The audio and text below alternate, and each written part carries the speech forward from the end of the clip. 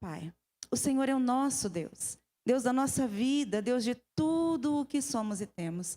E verdadeiramente, Senhor, sem Ti nada podemos fazer, sem Ti nada somos. E nesta manhã, mais uma vez, nós louvamos o Teu santo nome.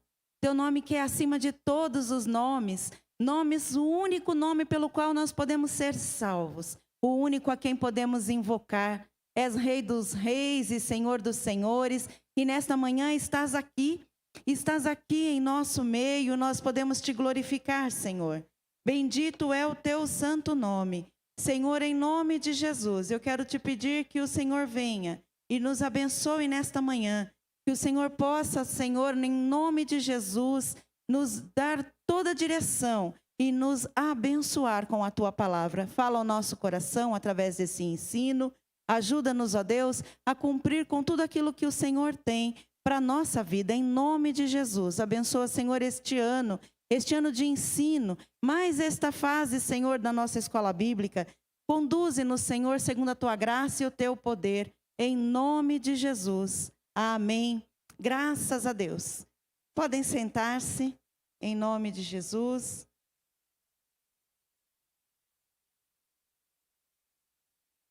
Muito bem, histórias de avivamento, porque elas aquecem o coração e aumentam a nossa fé.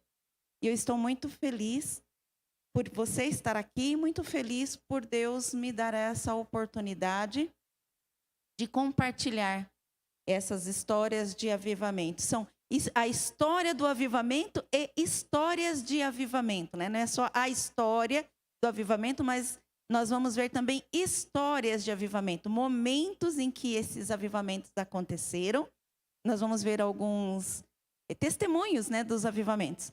E isso vai ser muito impactante para a nossa vida. Eu desejo que assim o seja como tem sido na minha. Se você já estudou a história da igreja, isso vai ajudar um pouco nesse raciocínio, nesse entendimento da linha do tempo.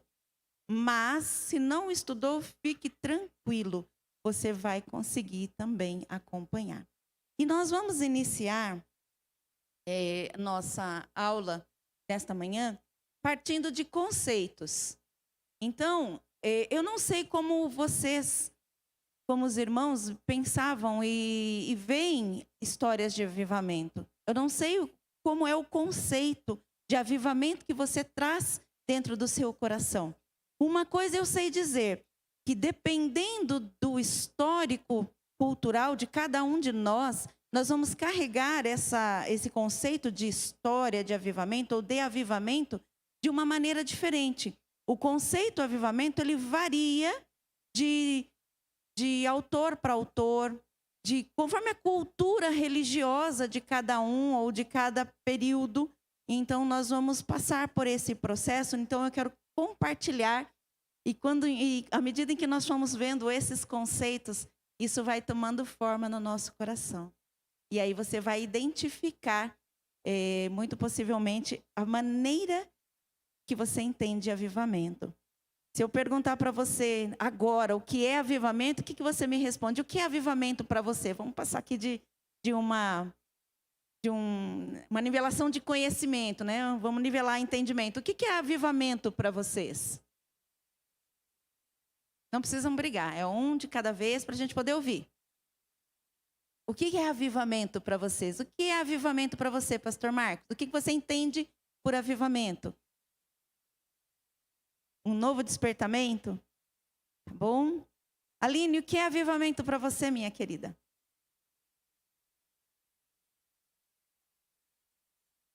Um estado de satisfação. Tá vendo? Olha, não são só os autores, nem só os teólogos que pensam, né, diferente, que vão conceituando. Então, vamos lá. O que é avivamento? Avivamento, ou revival no inglês, ele vai significar, então, que é um estado. Embora o vocábulo, ele não existe na Bíblia. Se a gente procurar a palavra avivamento na Bíblia, nós não vamos encontrar. Assim como nós também não encontramos trindade na Bíblia. Mas é muito fácil o entendimento. É um neologismo, foi uma palavra que foi criada depois das reformas, ou ali no período da reforma protestante, começou a ser usado esse termo avivamento. E ao longo dos períodos, ele foi cada vez mais ganhando seus conceitos e foi sendo aplicado. De qualquer maneira, todas as pessoas que usaram ou que usam esse termo têm uma ideia a respeito do assunto em relação ao Espírito Santo, ou sobre a vinda do Espírito Santo, uma manifestação do Espírito Santo. Então, o avivamento, ele tem esse detalhe, essa conotação, sempre uma ação do Espírito Santo. Nós vamos encontrar na Bíblia, por exemplo, a palavra avivar, ok? Aviva-me, vivifica-me.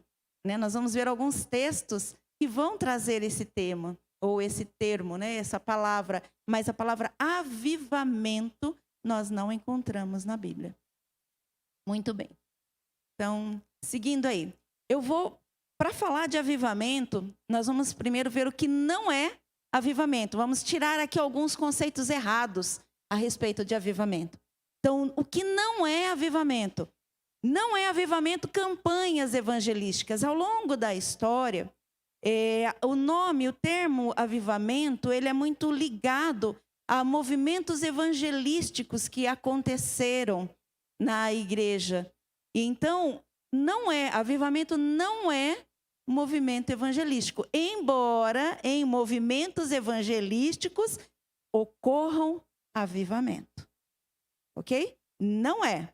Então, a gente vai ver, por exemplo, John Wesley, Charles Finney e outros trabalhando com isso, Whitefield, mas não é a campanha evangelística em si, ela não é um avivamento. Não é. Ela, dentro da campanha evangelística, pode acontecer o avivamento, mas ela não é um avivamento. Ou ela também pode ser fruto de um avivamento, mas a campanha em si não é o avivamento. Também não é avivamento as experiências emocionais. Chorar, rir, cair, pular, uivar, tremer. Isso não é avivamento. Então, vamos lá, tirando os conceitos errados. Jonathan Edwards, ele escreveu um livro que se chama Afeições Religiosas. E neste livro ele fala bastante sobre isso, sobre esses sentimentos, sobre essas experiências emocionais que nos acontecem. E eu não estou dizendo que essas experiências são certas ou erradas, ou negando a existência, eu só estou dizendo que elas não são avivamento e, portanto, elas estão dentro de uma outra área, que é o da emoção de cada um de nós. São reações que nós temos dentro de uma determinada situação em relação à palavra que recebemos. Mas ela não é avivamento. Então, os nossos sentimentos, as nossas experiências emocionais não são avivamento. Do contrário, gente, nós teríamos uma situação como as pessoas contidas, por exemplo. Então, as pessoas contidas, quando a gente tem a ideia de que as experiências emocionais são avivamento, as pessoas contidas, elas ficam tidas como pessoas frias, pessoas que o Espírito Santo não trabalha com elas. Você já ouviu essa palavra? Já aconteceu com você? De alguém falar assim, nossa, você não tem o Espírito Santo. E não é uma verdade, ou você não sente a presença, você é uma pessoa fria. Não necessariamente. Não necessariamente. O fato de as experiências emocionais não serem demonstradas ali, não significa que ela não tenha o Espírito Santo, nem tampouco que ela seja uma pessoa fria. Tá? Então, também, um outro detalhe é que as experiências emocionais, como correr, gritar, pular, chorar, rolar, tremer, arrepiar, esta ação, esse sentimento, ele pode também acontecer com ou sem a ação do Espírito Santo. Muitas vezes nem tem Espírito Santo envolvido no processo e a pessoa está lá, totalmente emocionada, sofrendo, chorando, rindo, caindo, pulando. Então é importante a gente entender que não são avivamentos as nossas experiências emocionais. Muito bem, às vezes as pessoas olham, né, aquele movimento e falam assim, nossa, ali estava cheio do poder. Calma. Calma, calma. Muito bem. Depois eu comento sobre isso. O que também não é avivamento. Crescimento da igreja não é avivamento. Nossa, aquela igreja está lotada. É uma igreja avivada. Não é avivamento. Não é. Ela pode ser uma igreja avivada, mas o fato dela ser uma igreja cheia, ou o crescimento do número de pessoas nos seus cultos, em suas reuniões, não significa que aquela igreja está vivendo um avivamento.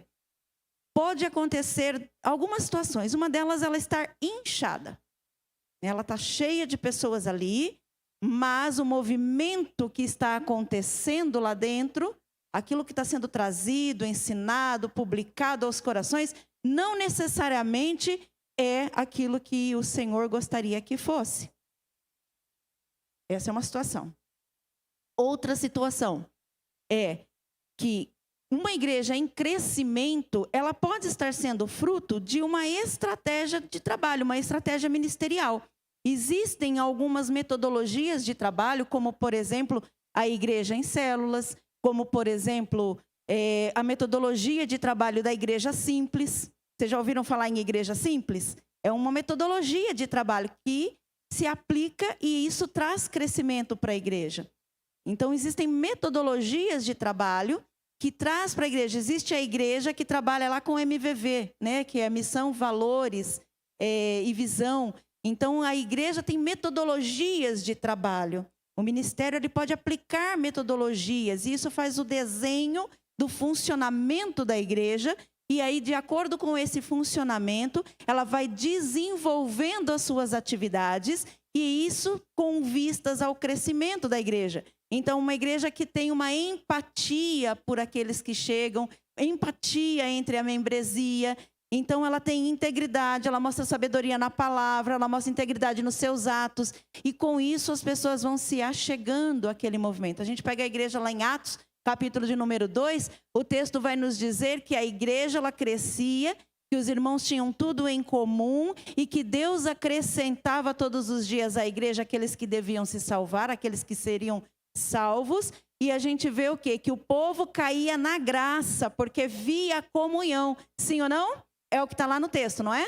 Então as pessoas olhavam aquela comunhão e se interessavam em estar lá, porque era uma igreja que tinha uma empatia, que tinha uma integridade, que tinha uma sabedoria, que tinha uma vivência com Cristo, que tinha uma comunhão. E então isso acrescentava pessoas à igreja, ok? Então, avivamento não é o crescimento. A gente não pode medir o crescimento da igreja e dizer, olha, isso é um avivamento. Não é. Crescimento é um dos resultados do avivamento. Nós vamos ver que uma igreja que está vivendo avivamento ou que passa pelo avivamento, ela tem como resultado, um dos seus resultados é o crescimento. Muito bem. Também não é avivamento, exibição de dons, exibição de doutrinas.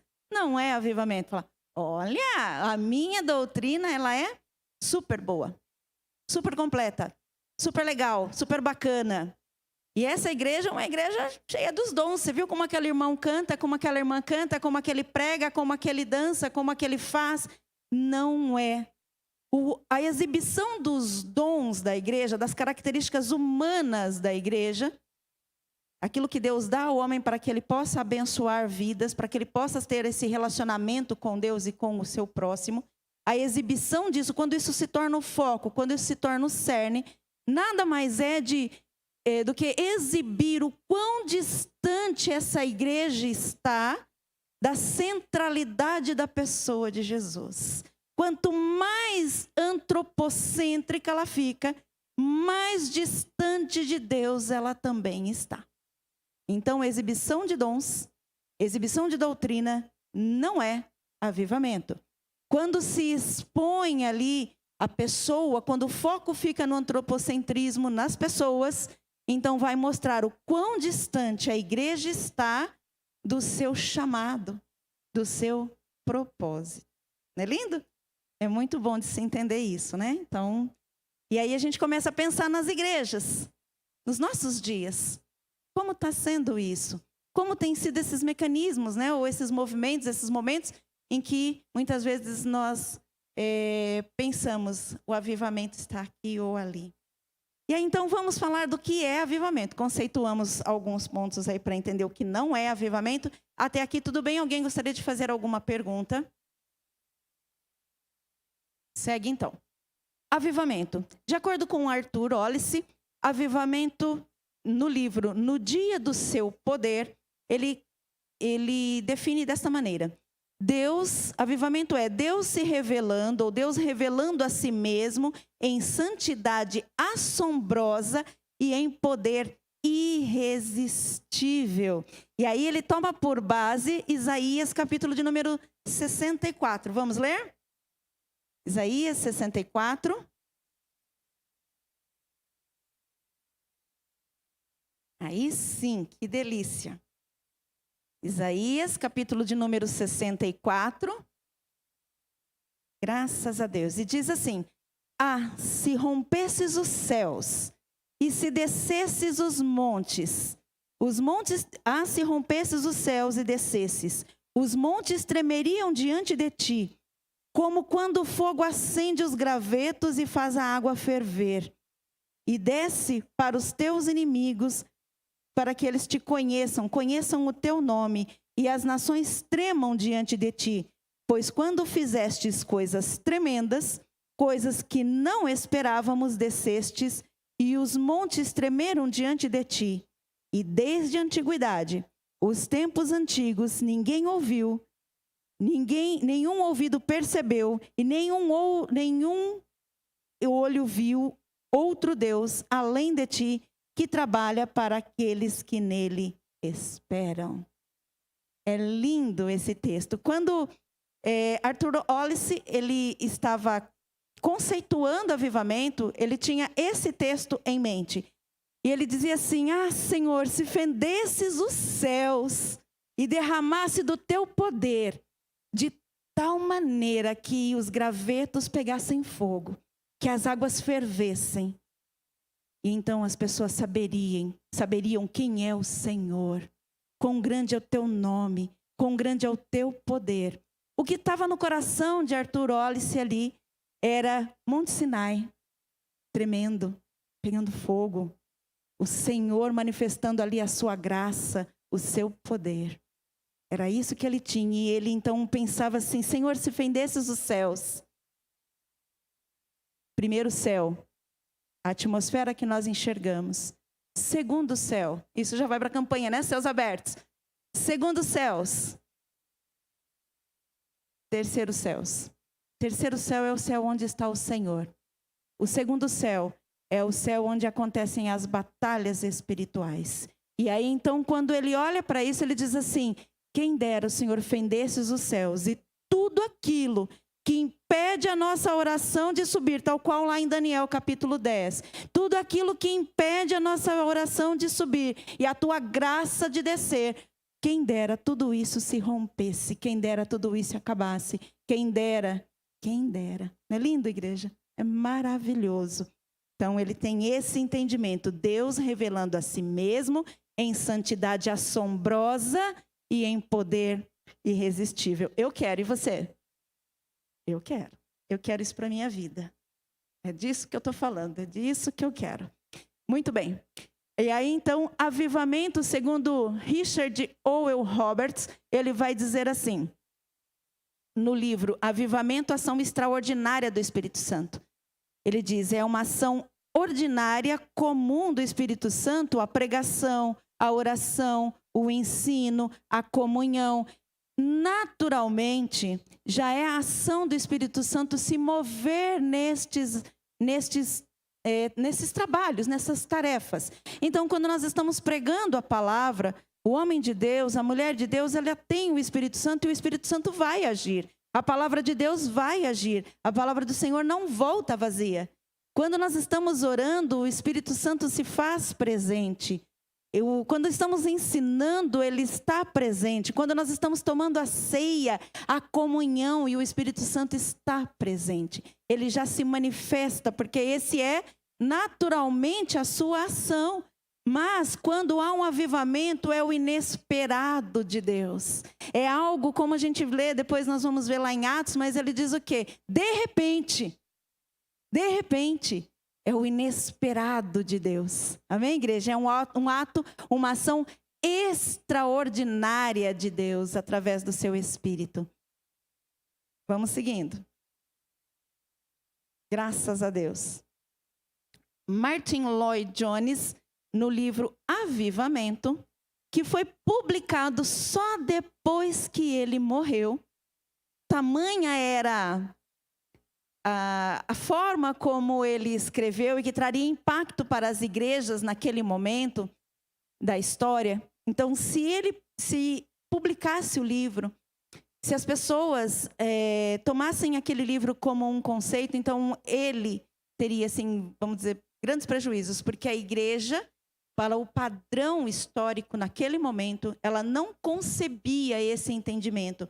Porque naquele momento da história, a igreja era como uma caixa fechada, onde tinham ali os conceitos que eram vivenciados, e era tudo muito, como é que eu vou dizer? Tudo muito uniforme.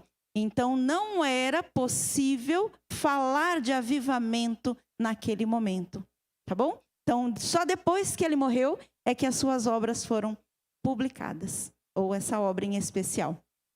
E aí, então, ele vai conceituar avivamento assim. A essência do avivamento é o Espírito Santo descendo sobre um grupo de pessoas reunidas, uma igreja ou várias igrejas, uma cidade ou várias cidades, uma nação ou várias nações. Mas percebam que aqui na nossa imagem, eu grifei o 1, né, o número, porque precisa ter endereçamento. Quando o avivamento, de acordo com o que ele escreve, o avivamento ele tem um endereçamento. Pode ser aquele grupo de pessoas, pode ser uma igreja ou várias igrejas, pode ser uma cidade, pode ser uma nação, mas tem um endereço. Não é assim, solto, não é sem que isso tenha um conjunto de ações. Existe um grupo específico para onde aquele Espírito Santo vem trazer a sua manifestação em forma de avivamento. Tá bom? Então, não acontece esparso, olha, uma pessoa aqui, outra acolá. É um grupo, um endereçamento para esse avivamento acontecer. Tá bom? Ele também via avivamento como uma imersão, como um batismo. O que isso significa? Assim como quando nós batizamos uma pessoa nas águas, que a gente imerge, né? A pessoa vai ser ali totalmente deitada nas águas, depois ela volta, ela é trazida de volta. Assim é o batismo com o Espírito Santo. E aí, então, quando a gente olha, vamos lá em Atos de novo, como um entendimento mais fácil, mais conhecido de todos nós. Lá em Atos, a palavra vai nos ensinar que, de repente, então, veio ali aquele som como de um vento impetuoso e línguas como que repartidas de fogo estavam como? Vamos lá, gente, Bíblia, capítulo 2 do livro de Atos. Como é que estavam as línguas como que repartidas de fogo? Estavam sobre. Não é assim? E esse sobre, ele não quer dizer que é sobre a cabeça. Quando ele fala sobre, no entendimento de Martin Lloyd Jones, era sobre o corpo todo em chamas. Tá? Esse era o entendimento que ele tinha. Não estou dizendo que é isso. O entendimento dele é que não era, nós normalmente entendemos sobre em cima. E ele estava dizendo sobre tudo. A pessoa está completamente absorta pelo Espírito Santo. Completamente tomada ali, absorvida, né, naquele momento pelo Espírito Santo. Completamente ali revestida do Espírito. Era essa a visão que ele tinha. E aí, então, nós vamos entender que o avivamento era algo que acontecia de maneira consciente, simultânea e coletiva. Não era uma pessoa aqui ou ali, mas era um grupo, uma igreja ou vários grupos, uma cidade ou várias, uma nação ou várias, com endereçamento. E isto era simultâneo, ou seja, a ação repentina do Espírito Santo toma todo mundo que está ali. Não é uma ou outra pessoa. Ah, eu estou vivendo o avivamento. Não, ou é o grupo inteiro, ou não é avivamento. Deu para entender, igreja? Ou é todo mundo, ou não é avivamento. Tem um outro nome, nós já vamos ver. Quando é uma pessoa. Então, o avivamento ele é coletivo e simultâneo. Tem um endereço para isso acontecer. E ele é somos totalmente tomados. Isso começa a mudar o seu conceito sobre avivamento? Começamos a entender mais algumas coisas, a aprender mais algumas coisas sobre ele. Avivamento, segundo Graham Cook, é no livro Divine Confrontations. Cadê as nossas meninas do inglês aí de plantão? Tá certo?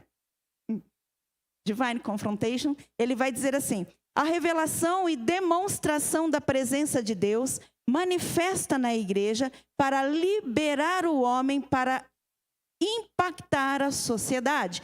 De acordo com esse autor, então a revelação e a demonstração da presença de Deus manifesta na igreja para liberar o homem para impactar a sociedade. Ele não vem mudar a instrumentalidade da igreja, ele vem ungir a instrumentalidade da igreja. Ele pega a igreja e ele capacita, ele unge a igreja para que ela possa realizar o seu trabalho, a sua tarefa, para impactar a sociedade. Ou seja, ela vem, aí é como se a igreja passasse por esse batismo do fogo, e aí então ela vai à sociedade e apresenta um Cristo vivo, irresistível, uma graça poderosa, um amor incondicional, um amor que constrange. Amém, igreja? Ela vai trabalhar a instrumentalidade da igreja, para que a igreja esteja capacitada, completamente capacitada para fazer a apresentação do nome de Cristo. Wesley Duell, ele vai dizer no livro Fogo do Avivamento, que o avivamento é despertamento da igreja para cumprir a sua missão. Aqui está escrito errado, para cumprir a sua missão. Ele vai trazer isso para nós, de tal maneira que o grande mover do Espírito Santo, para que através da igreja e a manifestação na era vindoura seja observada pela sociedade. Ou seja, a ação do Espírito Santo ele vai despertar a igreja para que a igreja vá à sociedade e mostre para ela o evangelho, mostre para ela a palavra de Deus, mostre para ela sobre conversão e mostre para ela a manifestação de uma era vindoura. Ou seja, traz para a igreja o amor, a fé e a esperança. Então a palavra, o avivamento, ele vai ter esse despertamento para a igreja, para que a sociedade ela seja usada para abençoar a sociedade e leve para a sociedade o conhecimento da existência de Deus e a esperança numa vida eterna, numa vida futura. E ela mostra, através do despertamento, através dessa ação, dessa preparação que o avivamento traz, a igreja consegue mostrar os sinais da vinda de Jesus, dessa era vindoura, da aproximação de Cristo. Ela não traz a ação de maneira que a igreja vai criando o terrorismo, né? Ela seja um agente de terrorismo para as vidas. Não, ela passa a ser um agente ainda mais capacitado do amor e da graça de Deus. Porque quando a igreja ela começa a pregar Jesus está voltando e vai acontecer, e a gente fala dos sinais, muita gente fica com medo, muita gente fica atemorizado, mas outros são indiferentes. E aí, então, vale aqui uma informação que não está escrito, mas é importante a gente saber. Quando o avivamento vem para uma comunidade, para uma igreja, para várias igrejas, enfim, quando o avivamento acontece, duas ações podem acontecer da sociedade. Uma delas é a indiferença, a outra é a perseguição. Muitas vezes, quando a gente estiver olhando as histórias propriamente ditas, nós vamos ver que a perseguição é um dos fenômenos que vai acontecer.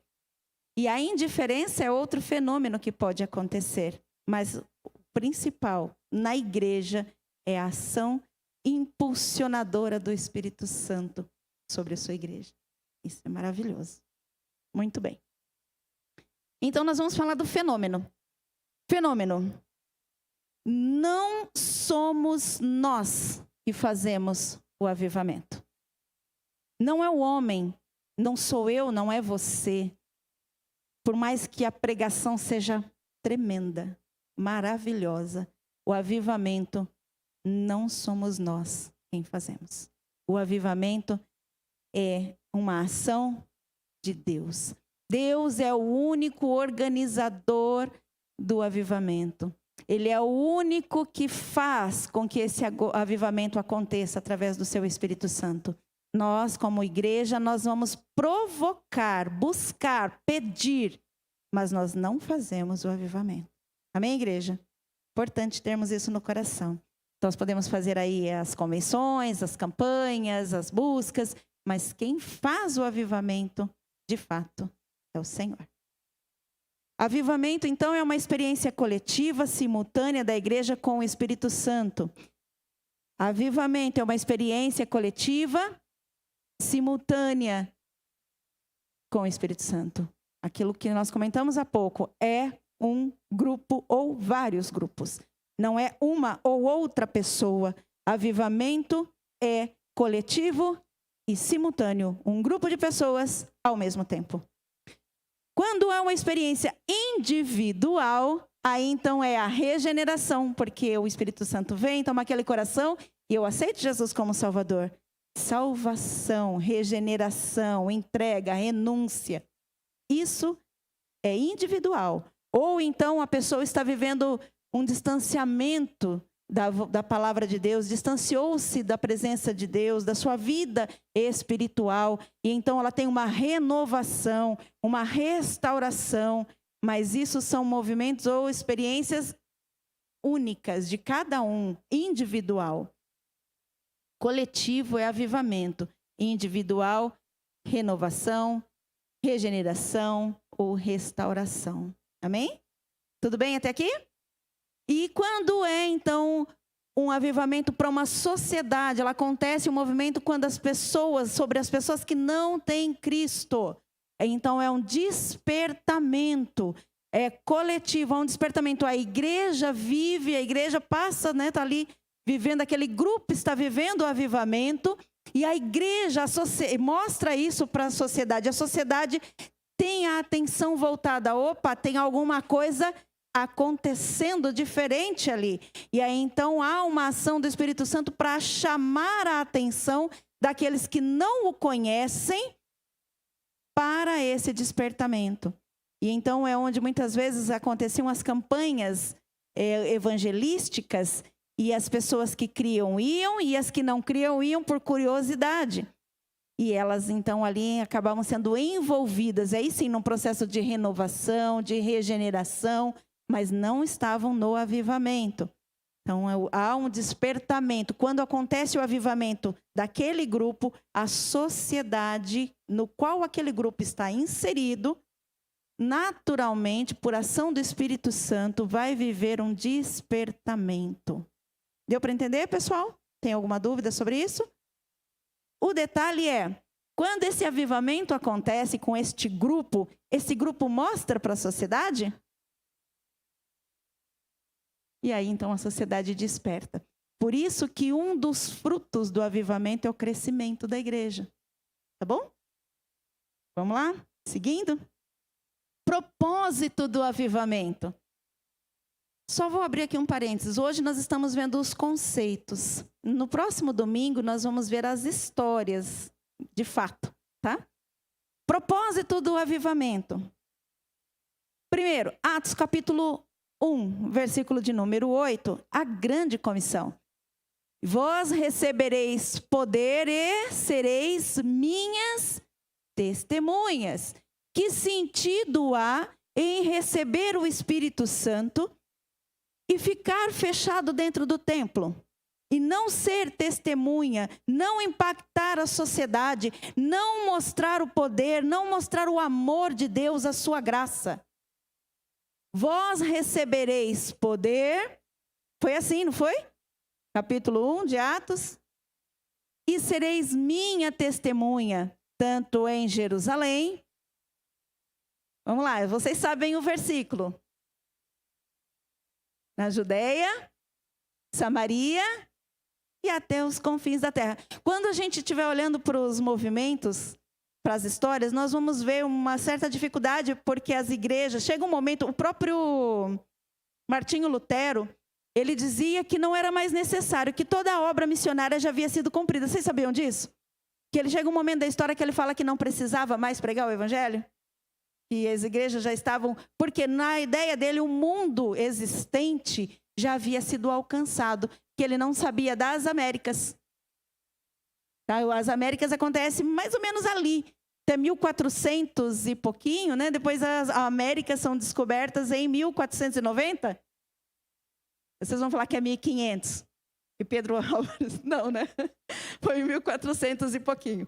E aí, então, quando chega nesse período, para ele toda a Europa já havia sido evangelizada.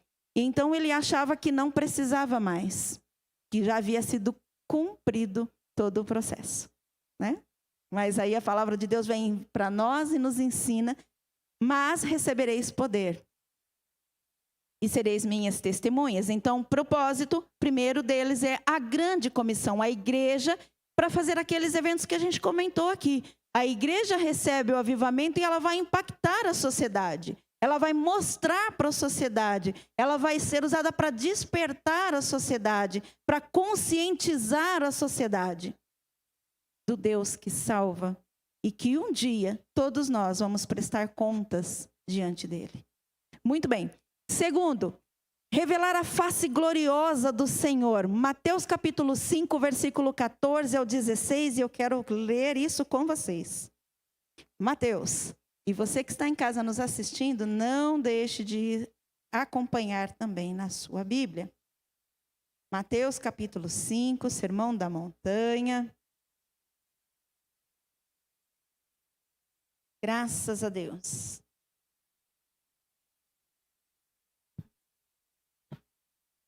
Diz assim: vocês são luz do mundo. Não se esconde uma cidade construída sobre um monte.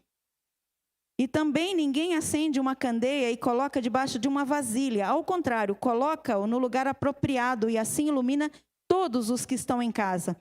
Assim brilhe a luz de vocês diante dos homens, para que vejam as suas boas obras e glorifiquem ao Pai de vocês que está nos céus.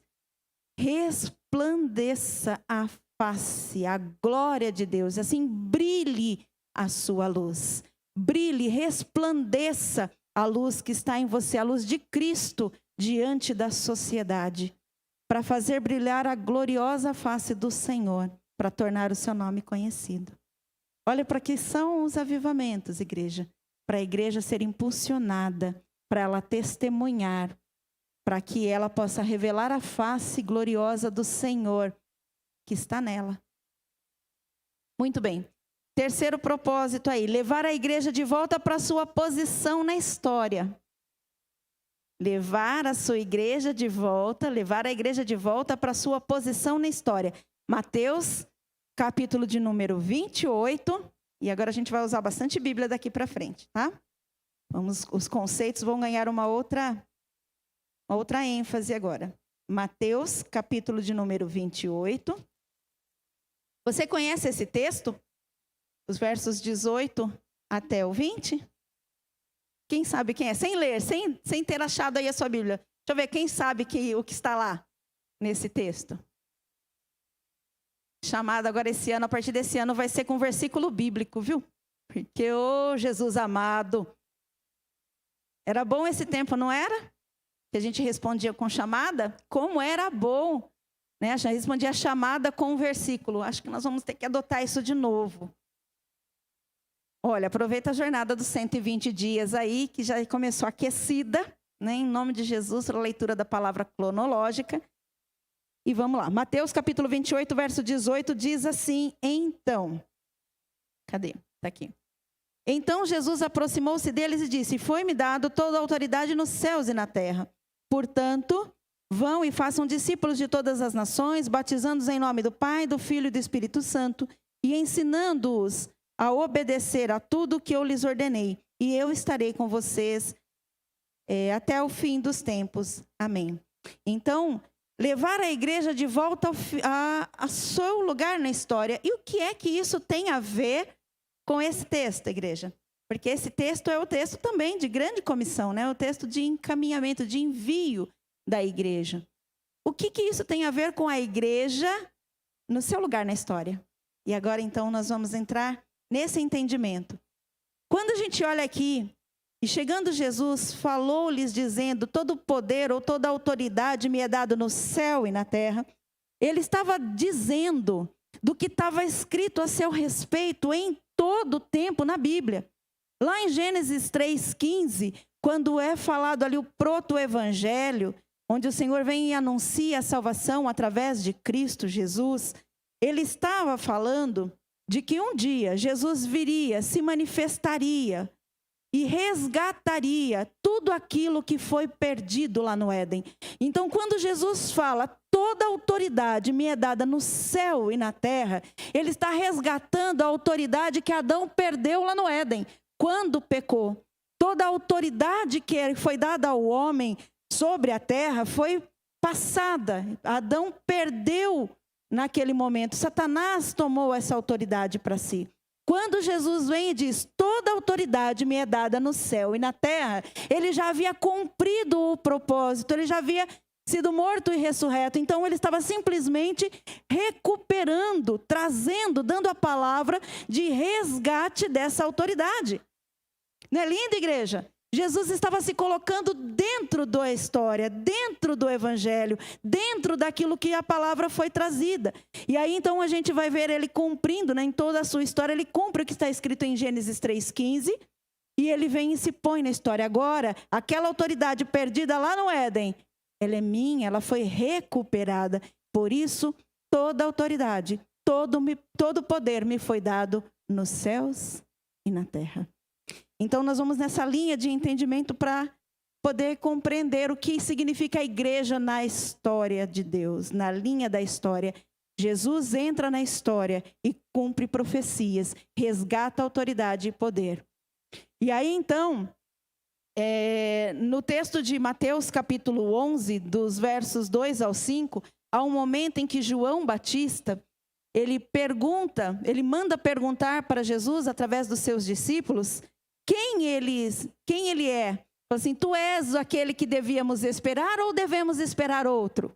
E aí então o que Jesus responde, gente? Está lá em Isaías 35 e também em Isaías 61. E ele diz assim, vá e diga para João que os cegos vêm, os mudos falam, os coxos andam, os surdos são curados, ou as pessoas são curadas, os leprosos são curados, e os mortos são ressurretos, e os pobres recebem o evangelho. Essa resposta de Jesus para João, todas as pessoas, nós, naturalmente, quando lemos isso no evangelho, a gente vai entender que Jesus está falando dos sinais que ele está fazendo. Mas João e os judeus sabiam que ele estava falando das profecias que estavam sendo cumpridas. Jesus está se colocando na história e mostrando, eu sou aquele da história. Tu és aquele que deveria vir ou devemos esperar por outro? Eu sou este, de quem as escrituras já falavam. Eu sou este, é em mim que se cumpre. Num determinado momento, o Senhor Jesus, até na sinagoga, ele fala assim, é de mim que estas escrituras estão falando. Está se cumprindo a história, é de mim que essa história fala. Então Jesus se põe na história. Lucas capítulo 24, aí então nós temos no versículo 44, depois da ressurreição, aqueles discípulos que estavam caminhando no caminho de Emaús, e aí Jesus se põe ao lado, e o texto não conta qual é o melhor sermão de Jesus, porque ele vai a história inteira e ele diz bem assim, ele se coloca no caminho para falar com aqueles discípulos que estavam voltando para suas cidades, e ao longo da jornada, começando por Moisés, ele lhes conta tudo o que está nos textos escritos a seu respeito. Não é assim que está na sua Bíblia? E aí, então, do que ele estava falando? Ele estava falando da lei em Torá, do Neviim, do Ketubim. Então, ele estava falando da Bíblia, da Tanakh ou Tanakh dos judeus, de toda a história escrita. Jesus se colocou na história. Jesus se mostra, eu sou o Senhor da história. Eu estou na história, esta é a minha história. E aí, então, quando a gente vai para Atos, capítulo 2, versículo de número 16, depois que o Espírito Santo vem e toma aquelas pessoas ali reunidas, aí então o Pedro se levanta e começa a discursar, começa a pregar, e aí então ele diz assim, mas isto foi dito pelo profeta Joel. Ele não diz assim, não, essa foi a promessa de Jesus para nós, e é isso que está acontecendo. Ele não diz isso. Ele diz, isto foi dito pelo profeta Joel. Por que ele traz essa informação? Por que ele não fala simplesmente que foi uma promessa de Cristo? Por que ele não fala que era alguma coisa que fazia parte naturalmente daquele momento, ou daquele movimento religioso que estava acontecendo? Ele traz o profeta Joel para a história, porque aqueles homens, quando a gente lê o texto de Atos, nós vamos ver que tinham judeus de todas as partes. E aqueles homens judeus, eles saberiam do que é que Pedro estava falando. Ele estava falando de cumprimento de profecia. Ele estava falando de um Jesus cumprindo história, de um Espírito Santo cumprindo história. Ele estava falando do movimento que Deus registrou há muito tempo antes e que iria se cumprir. Ele estava mostrando o cumprimento da história através disso. Amém, igreja? E aí a pergunta é que o terceiro propósito que nós vimos ali para o avivamento é colocar a igreja no papel dela na história. E aí então a gente começa a delinear, Jesus entrou na história, o Espírito Santo entrou na história, e aí então com isso Deus vem manifestar o controle de Deus na história. Deus, ele é Senhor da história. Muitas coisas ao longo da história da igreja aconteceu. Inquisições, tentativas de parar o poder de Deus, o nome de Jesus e a sua vida, a sua proclamação, o evangelho. Mas nada pôde parar. No Pentecostes, quando acontece ali o avivamento, nós vamos entender sobre isso, vamos falar disso ainda. Quando acontece aquele movimento e as pessoas são tomadas pelo Espírito Santo e falam em outras línguas, e começa um movimento diferente, o Pedro se levanta e traz essa palavra sobre Joel, ali a igreja entra na história. Amém, igreja? A partir dali começa a igreja mais ou menos nos moldes como ela é hoje. Começa, então, a igreja entra na história. A igreja entra na história a partir daquele momento, onde é uma manifestação diferente, extraordinária, uma experiência coletiva simultânea. Olha que lindo, igreja. Coletivo simultâneo para um povo, para um grupo que estava reunido. A igreja entra na história. Até então, não existia a igreja. A igreja passa a existir a partir daquele momento. A igreja se compõe ali. Então, existiam os discípulos, eles foram capacitados, ensinados, mas aí entra. Por isso, o Senhor Jesus dizia, vá, permaneçam em Jerusalém até que do alto sejais revestidos de poder. E a igreja começa a partir dali. A igreja, então, entra para a história. E aí, então, ela vem para cumprir a sua ordenança, o seu ide, a continuidade da história. Por isso, a igreja precisa do avivamento, para ela poder seguir dentro do seu propósito na história. E aí, então, Jesus dá para a igreja a outorga da autoridade em meu nome. Marcos, capítulo de número 16. Em meu nome expulsarão os demônios, falarão novas línguas, pegarão nas serpentes, e se beberem alguma coisa mortífera, não lhes causará dano algum. Imporão as mãos sobre os enfermos e os curarão. No que Deus mudou? A promessa de Deus já não vale mais? Jesus desistiu da sua promessa? Deus não é mais o mesmo? Sua palavra não é mais a mesma? E a igreja é a mesma? Muito bem.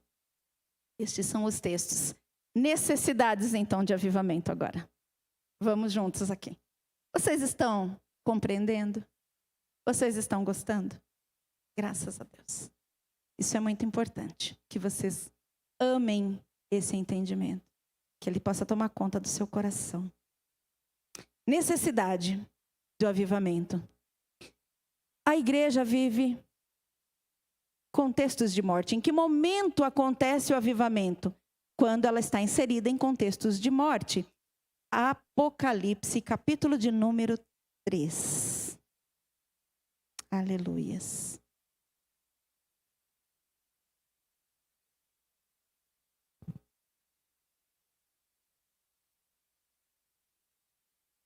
Estas são as palavras daquele que tem os 7 espíritos e as 7 estrelas. Conheço suas obras. Você tem fama de estar vivo, mas está morto. Esteja atento. Fortaleça o que resta e estava para morrer, pois não achei as suas obras perfeitas aos olhos do meu Pai. Lembre-te, portanto, do que você recebeu e ouviu. Obedeça e arrependa-se. Mas, se não estiver atento, virei como um ladrão, e então não saberá a hora em que virei contra você. Igreja de Sardes. Igreja que tinha aparência de viva e estava morta. Olhava para ela, tá tudo bem, cheio de gente boa lá. Cheio de gente boa. O baterista, gente boa. O pastor, gente boa. A professora de escola bíblica, a diretora de escola bíblica, gente boa. Todo mundo gente boa. Individualmente. Mas quando estão juntos, coletivamente, qual o resultado? Qual o resultado das suas reuniões? Qual o resultado dos seus cultos? Qual o resultado? O que acontece quando esse povo todo está reunido? Igreja de Sardes. Aparência de viva, mas estava morta. Estava morta, porque o que ela fazia individualmente não refletia o que ela fazia corporativamente ou coletivamente. Então, todo aquele sentimento individual, pessoal, não refletia corporativamente na missão, na responsabilidade dela como igreja. Irmão, super gente boa, muito bem, glória a Deus. A irmã super gente boa. Bênção. Mas e como igreja, funcionava? Não funcionava. Para a gente pensar. Contextos de morte traz, né? Porque Deus nos ama. Eles são os contextos do avivamento. Ezequiel, Vale dos Ossos Secos. Texto que todos nós conhecemos bastante. Eu gosto muito desse texto. E aí, então, a palavra vai dizer que o Senhor, o Espírito de Deus, levou aquele profeta a andar sobre o vale, a fazer ali uma pesquisa. Ele anda no vale, ele vê como aquele vale está, e ele vê que eram vales de ossos muito secos, sequíssimos, diz o texto. E aí, então, o Senhor pergunta para o profeta, podem estes ossos reviver? E ele responde, tu sabes. E aí a resposta, então, do Senhor para ele, profetiza sobre esses ossos. Profetiza sobre esses ossos. E aí, então, ele lança a palavra e aquelas estruturas vão se formar. Ossos se juntam com os seus ossos. E aí depois vem o revestimento da carne, do sangue, dos músculos, dos tendões. E por último, vem o Espírito, e aquele exército se põe de pé na presença do Senhor, e agora então eram vivos. Vale de ossos secos. Muitas vezes a igreja, ela está sem identidade cristã, está sem filiação diante do Senhor. Ela está seca, sem a ação do Espírito Santo, sem a seiva do Espírito correndo por entre si, vale de ossos secos. O afastamento, o distanciamento da pessoa de Jesus, do seu chamado, do seu propósito. E aí então, vidas secas, lamparinas apagadas, não resplandecendo a glória de Deus. E aí então, esse é o contexto. E aí o Espírito Santo vem e faz vida para aqueles ossos, traz vida para aqueles cadáveres, né? Porque à medida em que ele vai profetizando, as estruturas se criam, se levantam, se colocam diante dele, mas só passa a ter vida quando o Espírito vem dos 4 cantos e toma aquele povo, coletivamente, um grupo e simultâneo. Ok? Muito bem. Quando a gente olha para Ezequiel, capítulo de número 47, nós estamos dentro do nosso tempo ainda, tá? Ezequiel 47. Nós vamos olhar lá. Você conhece esse texto de Ezequiel 47? Nesse texto de Ezequiel 47, a palavra vai ensinar que então o Senhor dá uma visão para o profeta Ezequiel. E ele olha para o altar e as águas começam a sair ali do altar e descer. E aí, então o Senhor leva ele para que ele dê a volta pelo lado de fora. E ele sai para fora do templo, ele olha e vê que aquelas águas vão fazendo um caminho. E à medida em que ele vai, o moço, né, a visão dele tem um homem com um cordel ali, começa a medir. E à medida em que ele vai andando e vai medindo, as águas vão se tornando mais profundas. Em que direção, igreja? Em direção do templo? Não, em direção ao exterior. Quanto mais para fora a igreja vai, mais profunda a presença de Deus aparece ou permanece, ou se mostra, se revela, dizendo então que o avivamento cria um leito para o fluir do rio das águas de Deus. Um leito, a igreja, o avivamento cria um leito onde as águas do Espírito vão. E quando a gente olha esse final do texto de Ezequiel 47, ele olha e ele vê que por onde o rio passa, a vida. Há árvores dos 2 lados, as suas folhas são remédio, e ali a vida naquele lugar. A vida é restaurada, porque há um fluir da graça, há um fluir da glória, há um fluir do Espírito Santo, de dentro para fora, de dentro para fora. É maravilhoso. Atos capítulo 2 não é avivamento. Como não? Não é avivamento. Sabe por que não é avivamento? Porque o avivamento, ele vai acontecer nesses moldes para trazer vida, né? E alguns escritores, ele diz que quando não se tem vida e passa a ter vida, não é avivamento. Ou não é o reavivamento nesses moldes. Mas Atos, capítulo 2, ele traz para nós um modelo do que o Senhor quer. Para alguns conceitos, alguns autores dizem que não é avivamento. Por isso eu até coloquei um ponto de interrogação. Alguns dizem que não. Dizem assim, olha, não existia igreja antes. Então não pode ser um reavivamento. Não, reavivamento não. Mas o avivamento sim. Porque a igreja vem e ela nasce ali. Então ela aviva. Aquilo que não tinha passa a ter vida.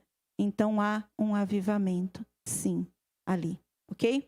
Então começa essa ação da história ali. E aí então, quando a gente olha para esse empoderamento da igreja, para esse empoderamento dos filhos de Deus, para tudo aquilo que nós vimos ali em Atos 1, Atos 2, Marcos 16, que nós vimos em Mateus 28, aí a gente traz para contextualizar sobre a nossa igreja, sobre nossa igreja na face da terra, sobre a igreja no Brasil. E aí então nós temos a seguinte colocação: a igreja hoje ela é espectadora e reativa, sim ou não? Espectadora e reativa. A igreja assiste perplexa ao estupro culposo, ao feminicídio, suicídio, pedofilia, prostituição infantil, os mais diversos tipos de abuso, adultérios, abortos, desvio de identidade do homem, da mulher e da família, corrupção, deslealdade, infidelidade, preconceitos, vícios diversos, enfermidades, calamidades coletivas e individuais, públicas e particulares. As coisas andam como lá em Jonas, capítulo 4, onde não discerniam a mão esquerda da direita, nem sabiam o que era certo e errado, o verdadeiro ou falso. Será que realmente nós precisamos de políticas públicas para resolver todas as questões? Será que realmente é só as políticas públicas que resolvem a questão do vício? Que resolvem o problema da violência doméstica, por exemplo? Será que só através dessas políticas? Deus abençoe. Será que é só através das políticas públicas que nós vamos conseguir sanar? Nós dependemos do governo humano, mas não dependemos do governo de Cristo. Dependemos como igreja do governo humano, mas não dependemos do governo do Senhor, do real governo sobre tudo e sobre todos. A igreja, ela é muitas vezes reativa, porque a situação acontece, aí é que ela vai orar para tentar resolver o problema. Nós estamos vivendo aí uma situação, assistindo a questão, por exemplo, de Manaus. Nós vimos Manaus entrar num colapso, e aí então há uma mobilização de oração para que isso seja resolvido. Então, igreja, como é que nós estamos sendo, se não espectadores e reativos? As circunstâncias vêm e a gente fala, vamos orar por esta situação que já ocorreu. A igreja não intervém na história, mas ela é a igreja da história. Ela está aqui para fazer a história, para mudar a sociedade, para impactar a sociedade, para mudar o entendimento da sociedade, para revelar o projeto vindouro de Deus. E como igreja, muitas vezes nós estamos espectadores e reativos. E aí a pergunta vem de novo. A igreja não tem a outorga de Cristo? Ela perdeu o princípio da autoridade concedido por Deus? Será que os demônios que avassalam a sociedade e as famílias, por que será que eles não são vencidos?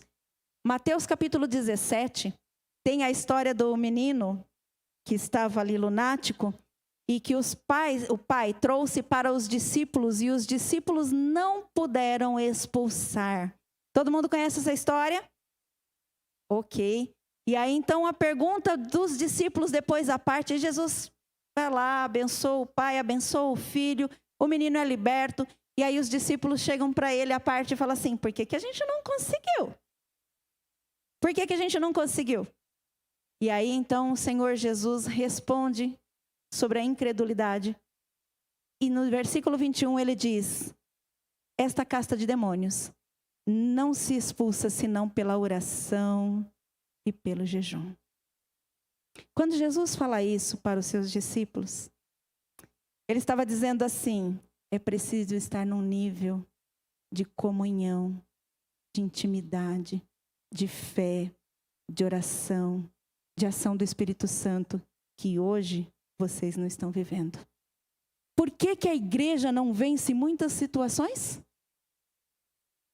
Porque hoje ela não está nesse nível de oração, de jejum, para vencer o que ela precisa e pode vencer.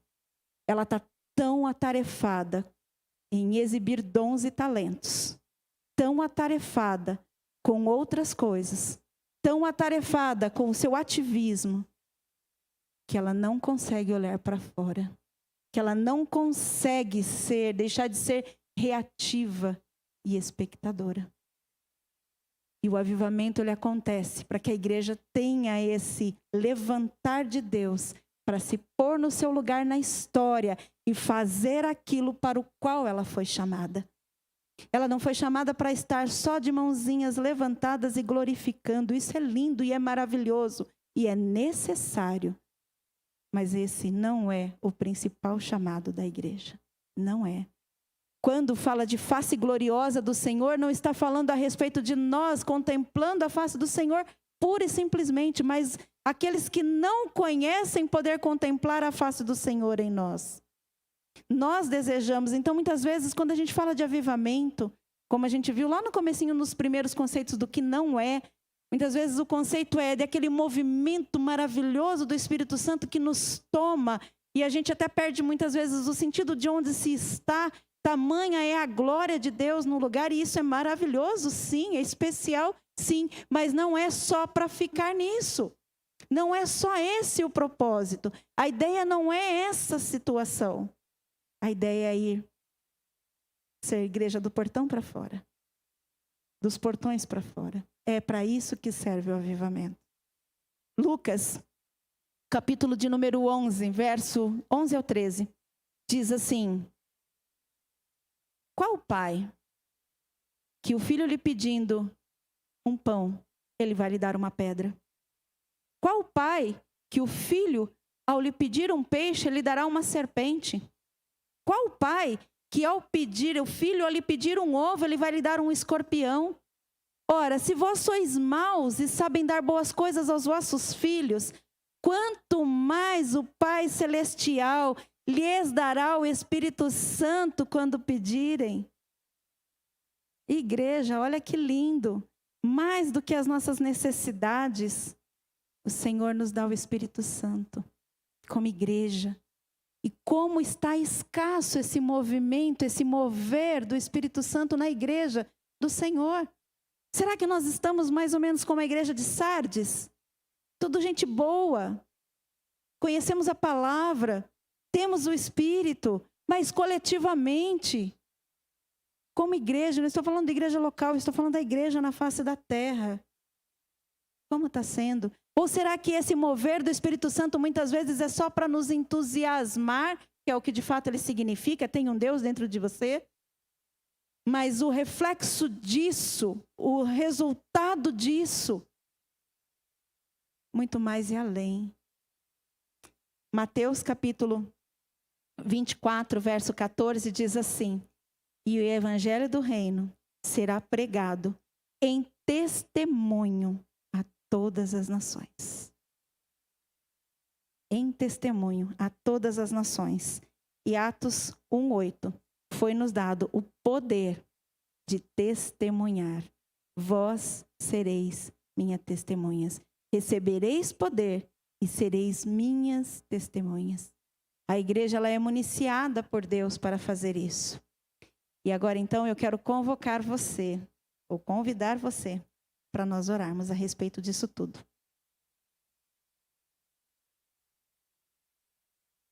De tudo que nós podemos nessa manhã compartilhar desses conceitos.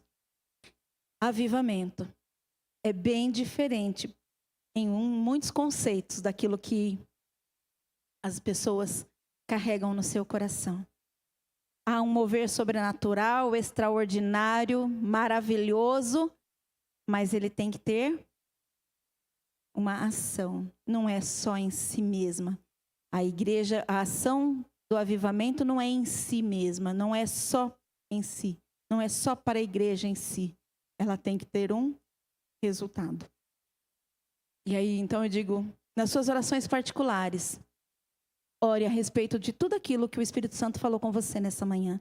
De tudo aquilo que ele vai estar incomodando você, porque daqui para frente eu tenho certeza que ele vai trabalhar no seu coração.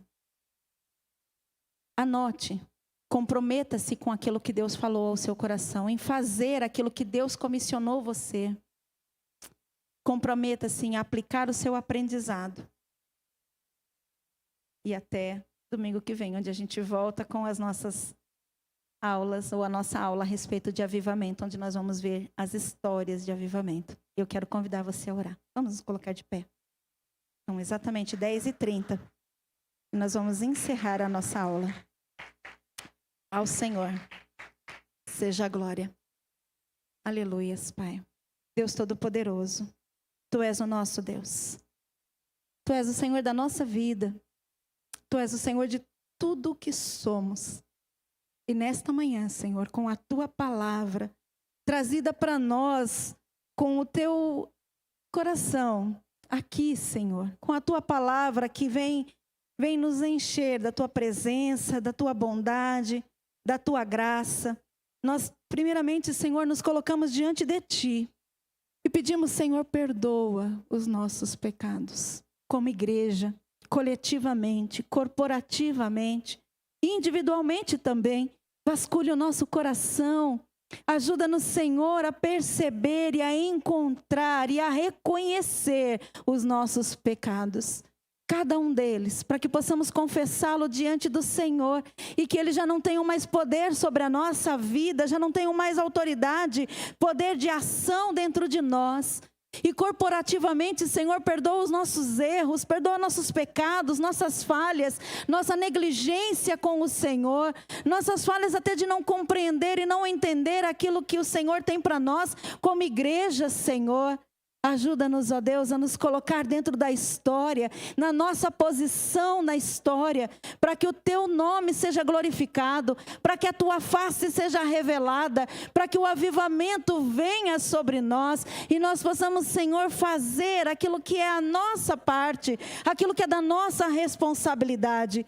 Senhor, em nome de Jesus, ajuda-nos com a nossa fé. Foi isso que aquele pai disse. Ajuda, Senhor, se tu podes, Pai, em nome de Jesus. E a tua resposta foi pronta, foi verdadeira, foi fiel, foi de resultados. Por isso, Senhor, nesta manhã nós clamamos ao trono da glória. Nós nos achegamos ao trono da graça para poder ser ajudado no tempo oportuno e pedir, Senhor, que nos ajude com as nossas debilidades, com as nossas falhas, nossas fraquezas. Ajuda-nos, Senhor, para que possamos voltar à prática das primeiras obras, para que voltemos ao primeiro amor, para que possamos ser, Senhor, aqueles que o Senhor um dia desejou, aqueles que o Senhor um dia colocou na história, outorgou da sua autoridade e poder, para que em seu nome vidas fossem curadas, vidas fossem libertas e o evangelho proclamado a todas as nações em testemunho do Senhor. Senhor amado, em nome de Jesus, como nós falhamos diante do Senhor, e nesta manhã nós te damos graças. Te damos graças porque até aqui nos ajudou o Senhor. Te damos graças porque até aqui o Senhor tem nos conduzido, até aqui o Senhor tem nos tratado, tem nos ensinado, tem nos cuidado. E quantas coisas o Senhor tem acrescentado à nossa vida, quantas vidas o Senhor tem acrescentado ao corpo de Cristo, à igreja. Mas ainda, Senhor, há tanto para fazer, há tanto, Senhor, para fazer. Por isso, nesta manhã, nós glorificamos o teu nome. E pedimos, Senhor, ora vem incendiar o nosso coração, porque ele é o teu altar.